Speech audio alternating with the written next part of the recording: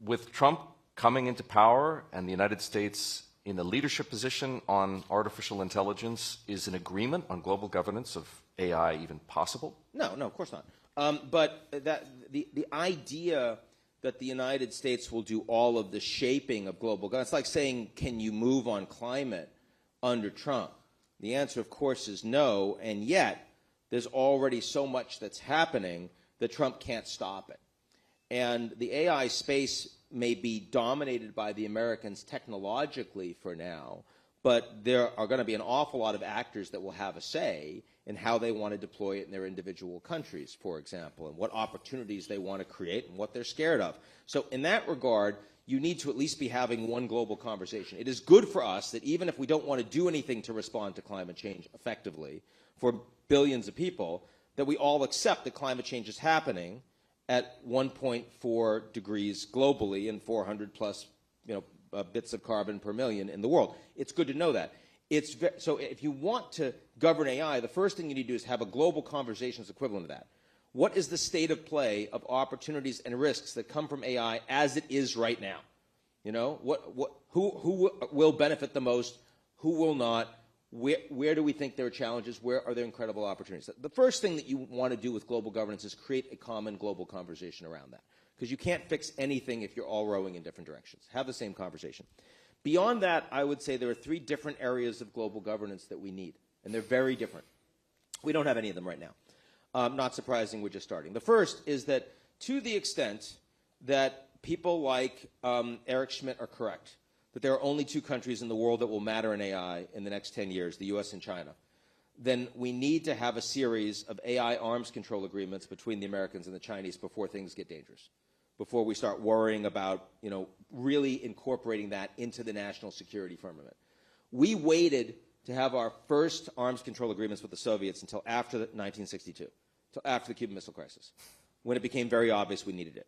It would be good if we started those conversations with the Chinese before an AI Cuban Missile Crisis. So that's the first thing. That needs to happen in the next administration. Is Trump capable of doing that? People around him would be. Sure, we'll see.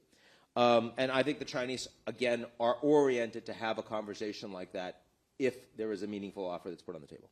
Second, what if we're wrong about that? What if the future of AI is not a small number of state-oriented military, industrial, technological companies, but actually it's access to everybody?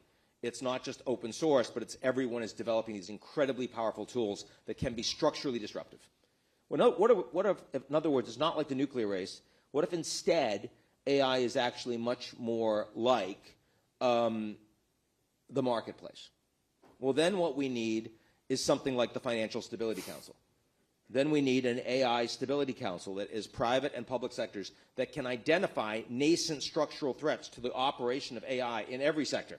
For the markets or for biosecurity or for, sort of a breakout weapon, whatever it is, can identify it, can communicate it, and can actually respond to that threat. That's a very different kind of governance. And we need both, at least in nascent sense, because we don't yet know which direction it's heading. And then third is that almost all of the AI agreements that have been signed so far have been signed by all the G7 countries, but the majority of the Global South countries have been signatories of none of them. You don't want AI to be only something that the wealthy countries take advantage of.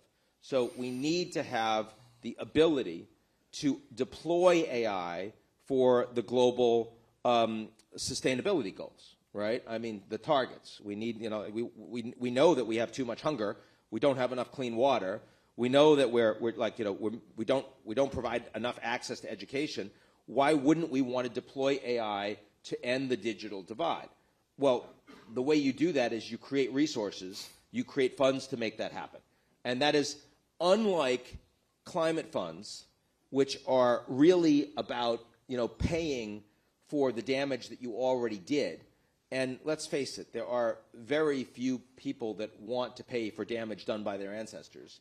This is about putting money in to create markets and opportunities for everyone in the future. And that's a win-win, if only you can make the companies and the governments that are doing it more strategic and far-sighted. So I would argue those are the 3 kinds of governance that you need on AI. We don't have any of them yet. But within 5 years, we should make meaningful progress towards all three. And if we don't, we're going to break things that are unacceptable to be broken.